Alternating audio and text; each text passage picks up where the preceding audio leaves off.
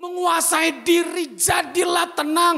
Alkitab mengatakan supaya kita dapat berdoa. Dengan kata lain, doa hal yang sangat dan teramat penting dalam hidup kita. Kenapa bukan yang lain? Kenapa mesti doa? Di dalam doa kita bertemu muka-muka dengan Tuhan. Di dalam doa kita menikmati hadirat-Nya.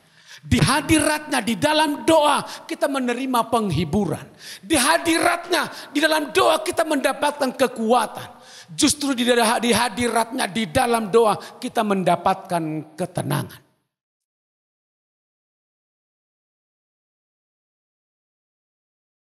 Our Father in Thank you, Lord, in the name of Jesus. help me please for today. Bless our family. Amen.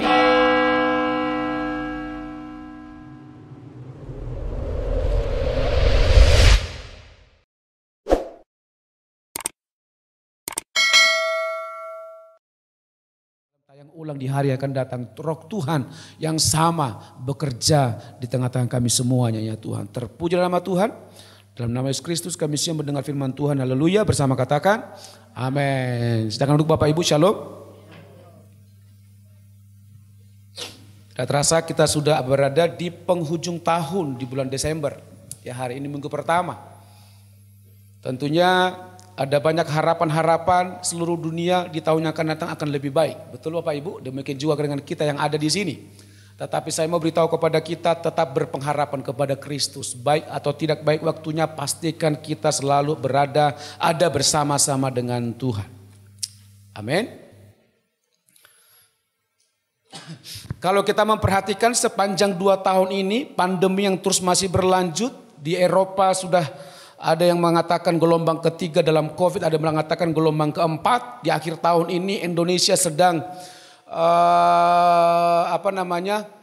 menginformasikan ke seluruh masyarakat Indonesia, sedang diwanti-wanti supaya tidak terjadi gelombang yang ketiga. Belum lagi kemarin kita mendengarkan berita bahwa ada gunung meletus, Gunung Semeru ya, Jawa Timur. Dan hal-hal seperti ini yang membuat kita tidak bisa tenang. Betul? Kalau memperhatikan 2 tahun terakhir ini Bapak Ibu seluruh dunia bahkan setiap kita merindukan sebuah ketenangan. Di mana kita bisa beraktivitas kembali seperti sedia kala bahkan lebih baik daripada itu. Betul? Bahkan di bulan Desember ini banyak orang sudah merencanakan liburan supaya bisa tenang dengan keluarga dan lain sebagainya. Karena melihat perkembangan COVID di Indonesia semakin menurun. Betul? Ternyata di akhir tahun ini di awal bulan Desember bahkan di akhir November pemerintah mengeluarkan pengumuman tidak ada libur.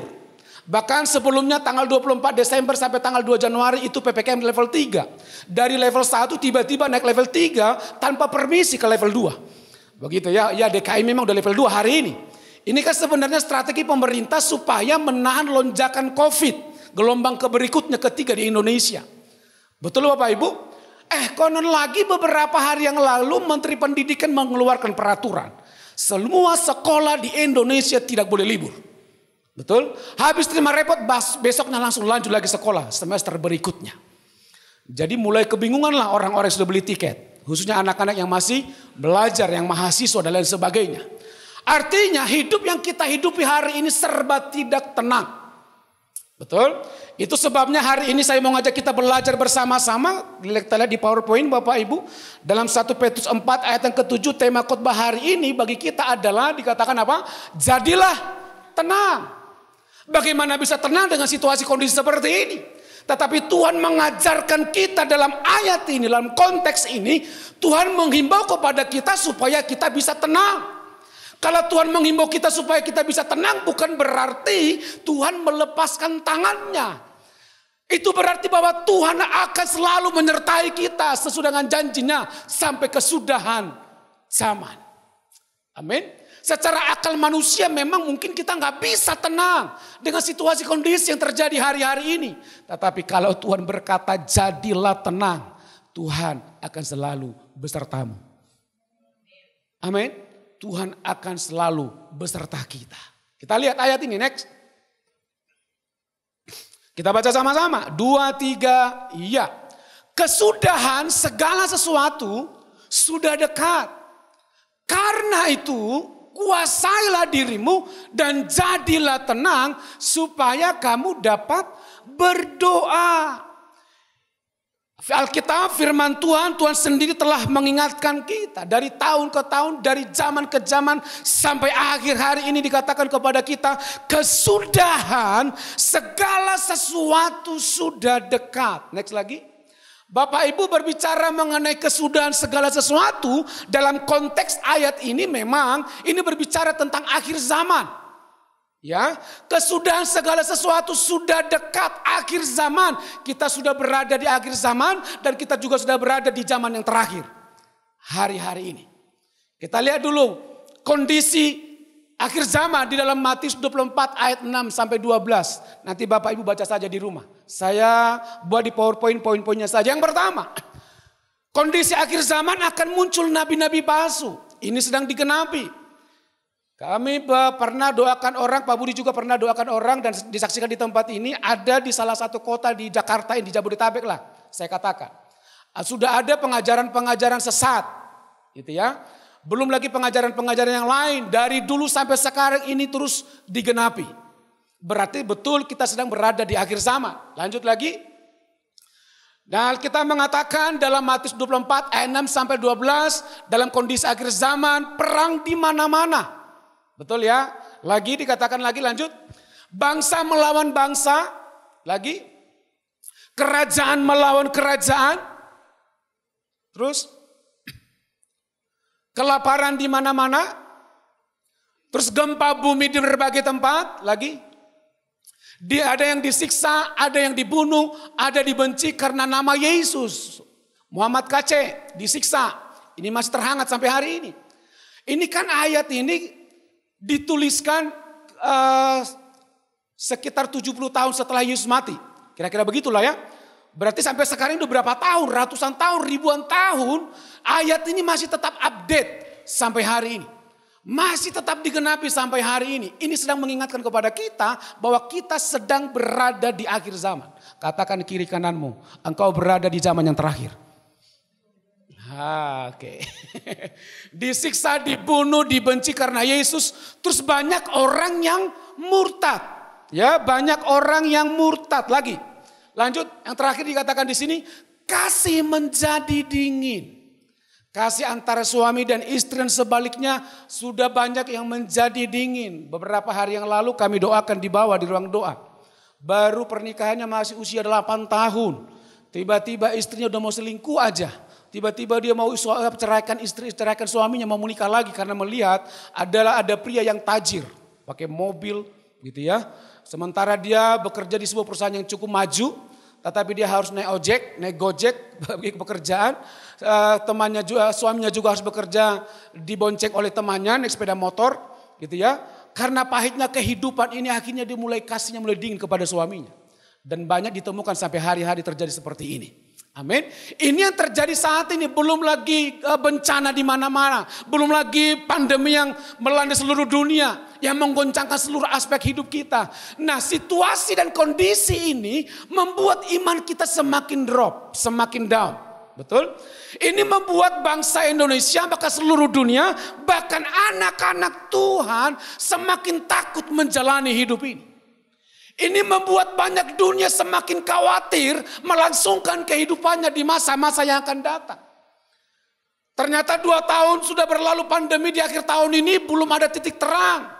Menambah kecemasan bagi seluruh dunia untuk malah mengakhiri tahun ini dan memasuki di tahun yang akan datang.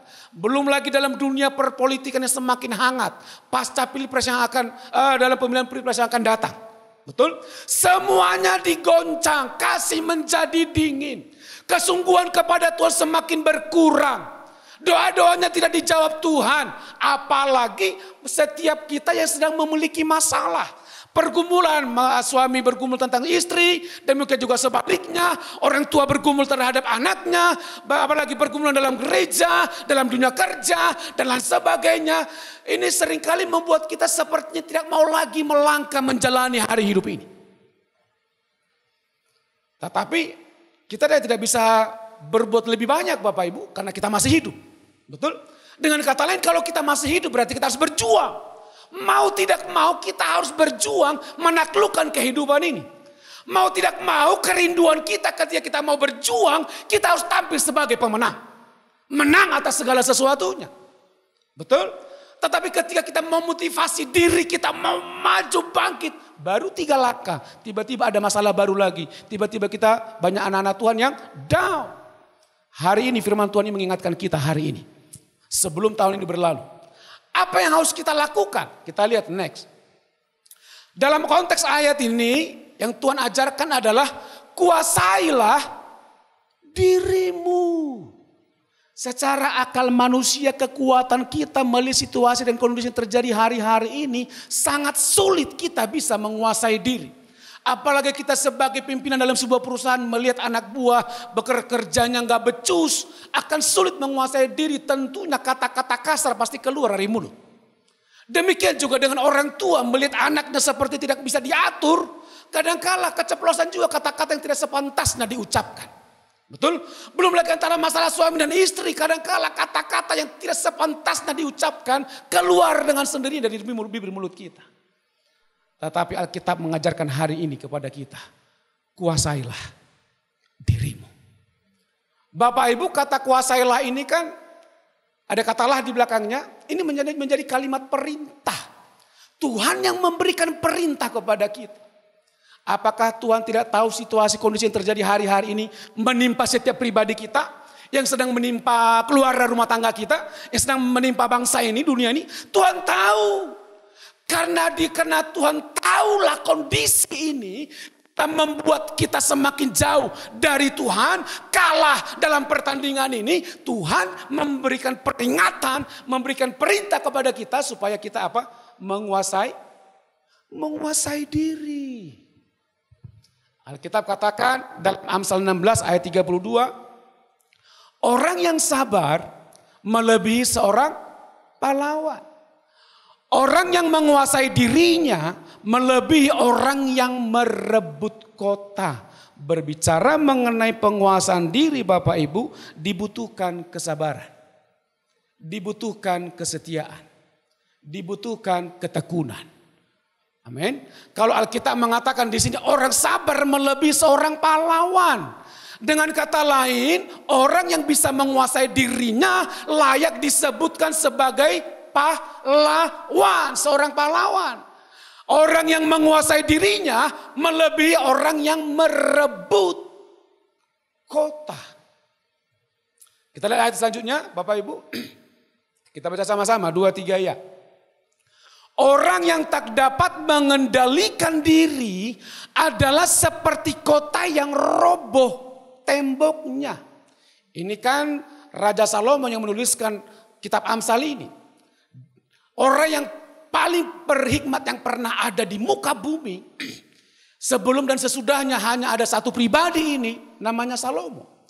Setelah dia merenungkan kehidupan ini, memperhatikan kehidupan orang-orang di kolong langit ini, dia berkata demikian, orang yang tak dapat mengendalikan diri, orang yang tidak dapat menguasai diri adalah seperti kota yang roboh temboknya. Kenapa diilustrasikan dengan kota yang roboh temboknya?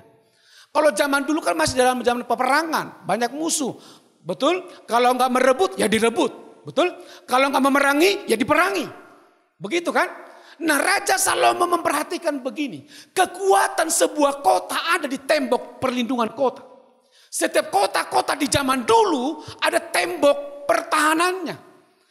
Ketebalannya ada yang 2 meter, ada yang 3 meter seperti tembok Yeriko.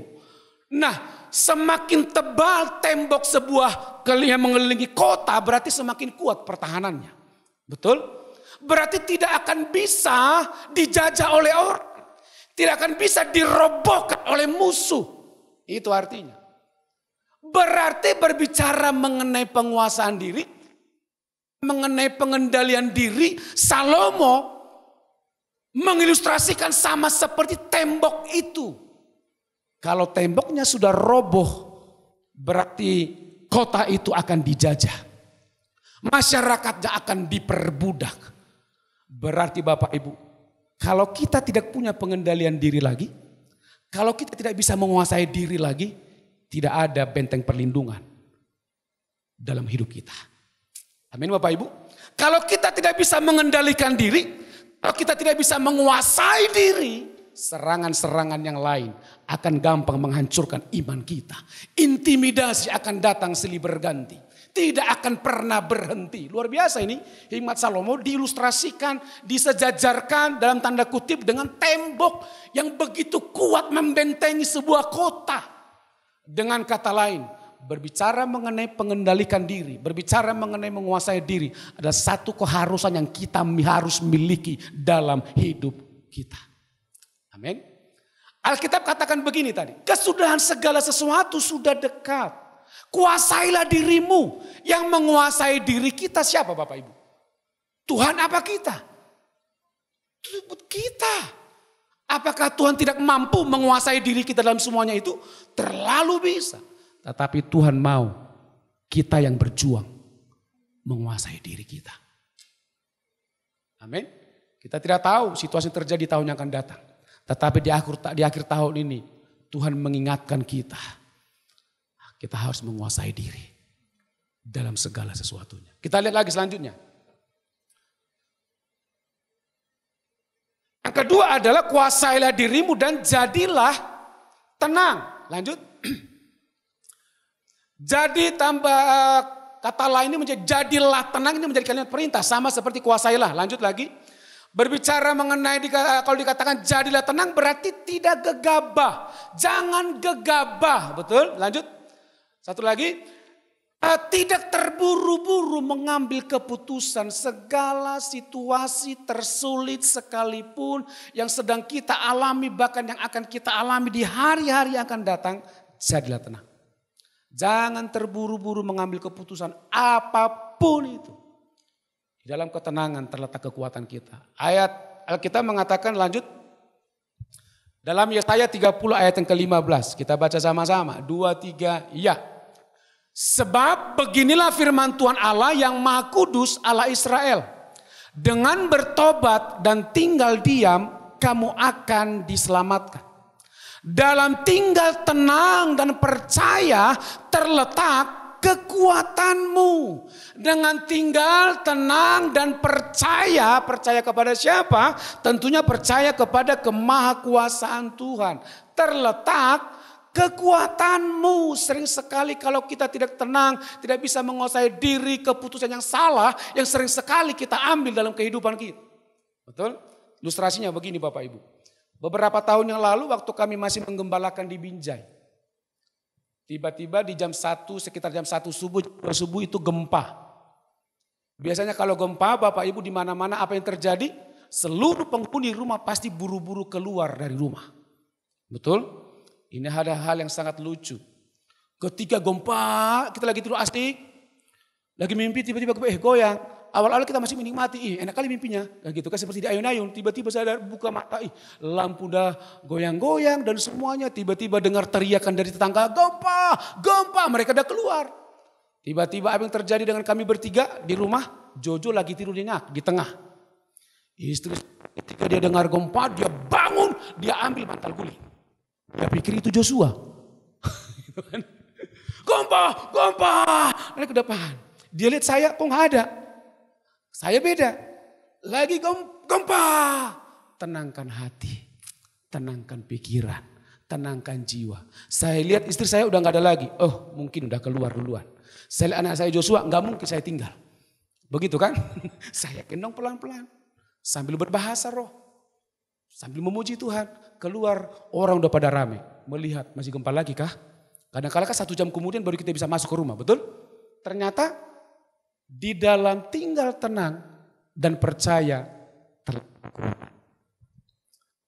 Amin Bapak Ibu. Di akhir tahun yang lalu kami kecelakaan.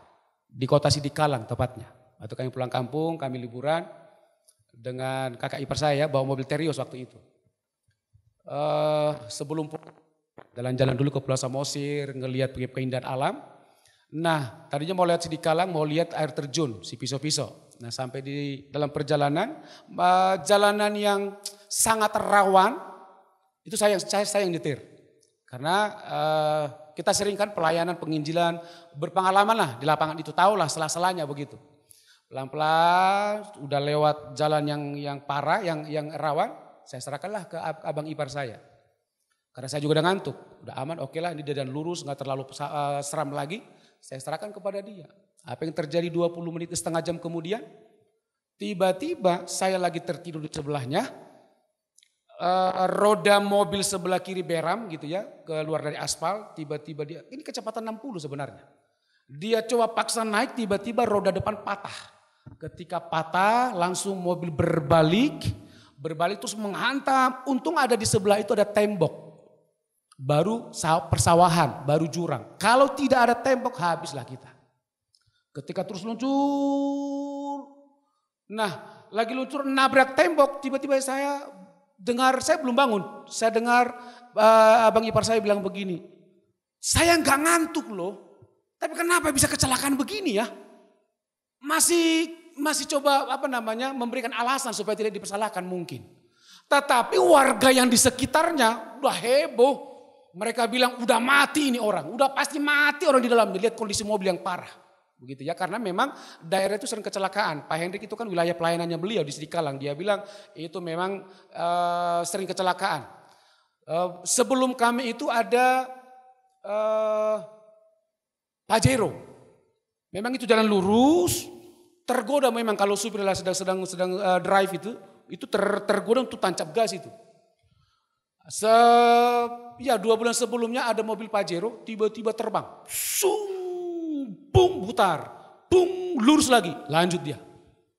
Ada satu peristiwa Avanza, dia langsung tancap gas, bung terbang ke halaman rumah, bung nabrak pohonnya rebah, pohonnya tumbang gitu ya, dan mereka mati semua di dalam. Itu sering sekali kecelakaan. Nah, yang saya mau penekanan pentingnya dalam tenang ini Bapak Ibu. Dalam kondisi sudah terbalik begitu, abang ipar saya sedang memberikan alasan. Nah, warga sudah datang dari atas. Loh, ini kenapa nggak ada bergerak? 5-10 menit kita sepertinya berdebat di dalam mobil. Abang ipar saya bilang begini. Saya juga mulai buka mata, warga sedang menunggu, tidak ada pergerakan di dalam. Udah mati nih orang. Tiba-tiba istri saya di belakang tidur. Dia bangun, langsung tolong, teriak. Warga di atas, ternyata masih hidup. Diambillah kayu, diambillah batu, dihancurkanlah kaca mobil. Ketika dihancurkan kaca mobil, ayo masuk, ayo naik. Abang ipar saya duluan naik. Kakak ipar saya juga duluan naik. Ada anak bayi umur sekitar 4 tahun, dia naik. Istri saya juga naik, saya yang terakhir di belakang, di bawah. Ayo sini naik. Sabar, tunggu. Di mana dompetku? Kan gitu kan? Di mana handphoneku? Karena saya berpikir begini, kalau kita udah keluar, warga bantu, udah handphone bisa hilang.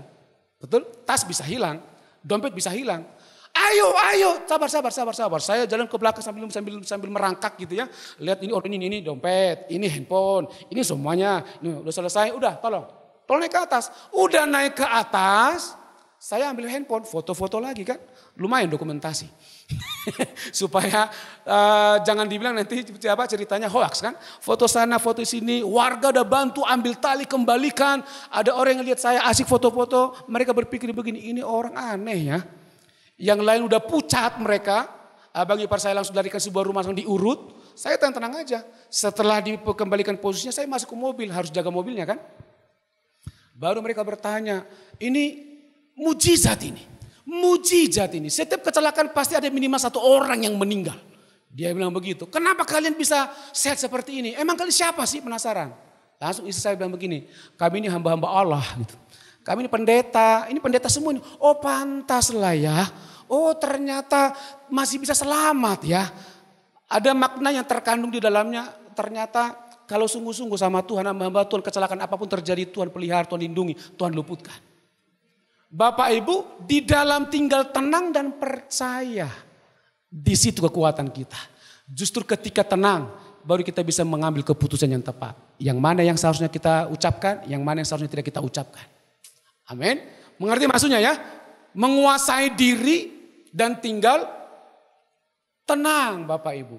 Nah selanjutnya dikatakan, kalau tadi dalam ayat ya, pembacaan kita di atas itu, kesudahan segala sesuatu sudah dekat, karena itu kuasailah dirimu dan jadilah tenang, Langsung PowerPoint yang terakhir aja. Itu kan belum titik. Kesudahan segala sesuatu sudah dekat. Karena itu kuasailah dirimu. Langsung slide yang terakhir. Dan jadilah tenang, supaya dapat berdoa. Saya merenungkan firman ini berhari-hari begini. Kesudahan segala sesuatu sudah dekat. Dan sedang digenapi dan kita sedang hidup dalamnya.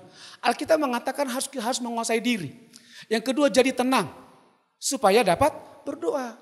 Bukan supaya dapat harta lebih banyak loh. Halo?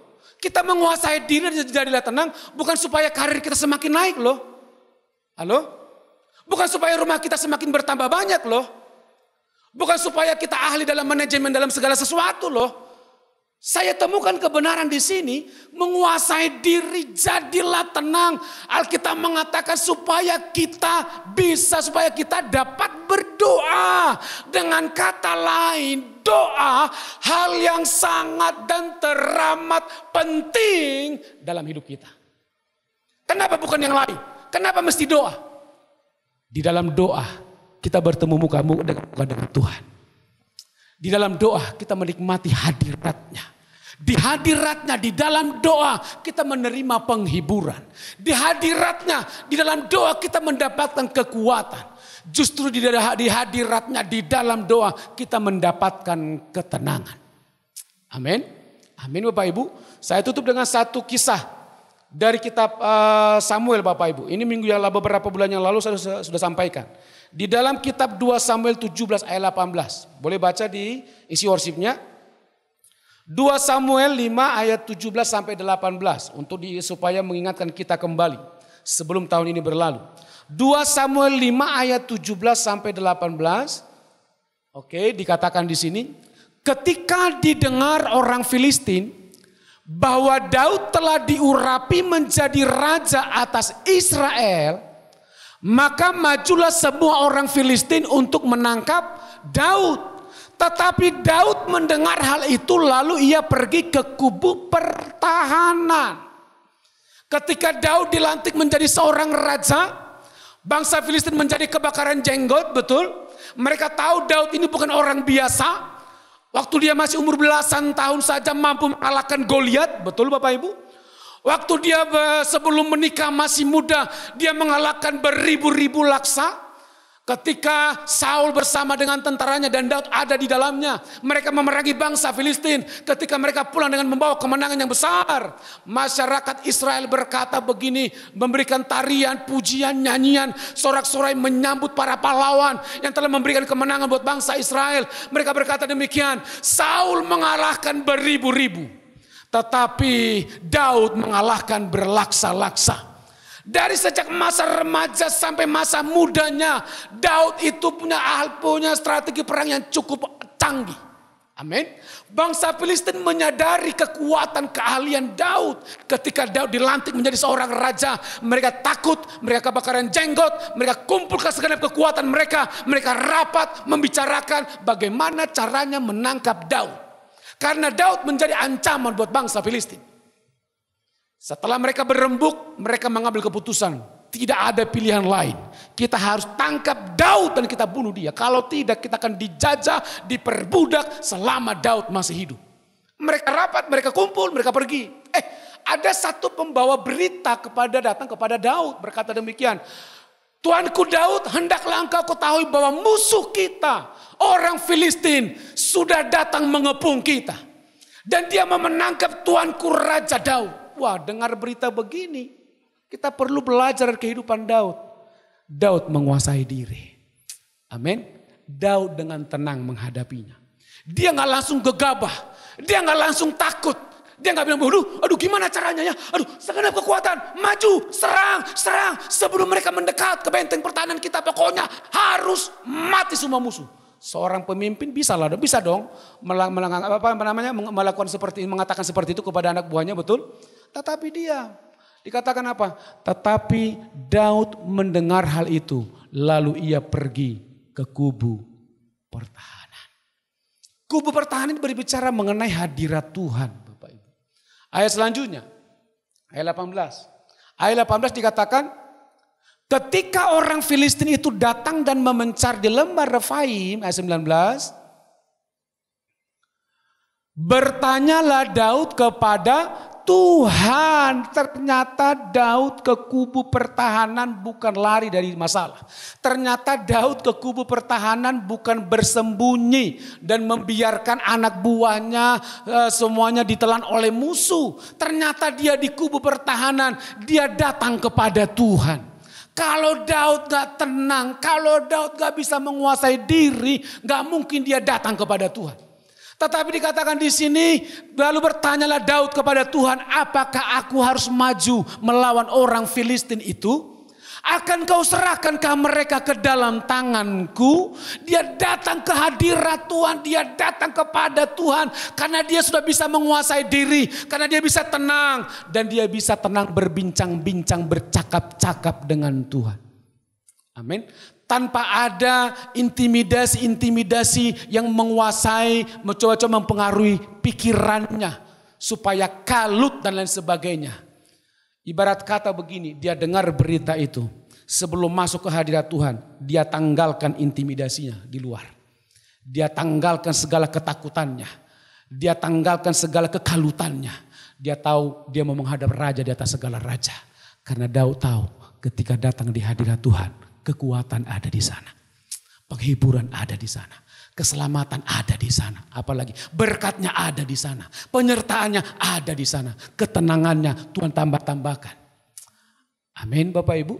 Dikatakan Tuhan menjawab Daud, majulah sebab aku pasti akan menyerahkan orang Filistin itu ke dalam tanganmu. Artinya kalau kita bisa menguasai diri. Kalau kita bisa tenang dalam menghadapi segala situasi yang sulit apapun. Tentu kita bisa mendengar suara Tuhan dengan akurat. Amin. Banyak orang saya dengar suara Tuhan padahal suara hantu. Begitu kan? Dia bilang saya dengar suara Tuhan. Ketika di konseling didoakan ternyata suara setan, nenek moyangnya gitu ya. Dan gak bisa membedakan mana suara Tuhan, mana suara hantu. Tetapi kalau kita menerapkan, melakukan firman ini Bapak Ibu.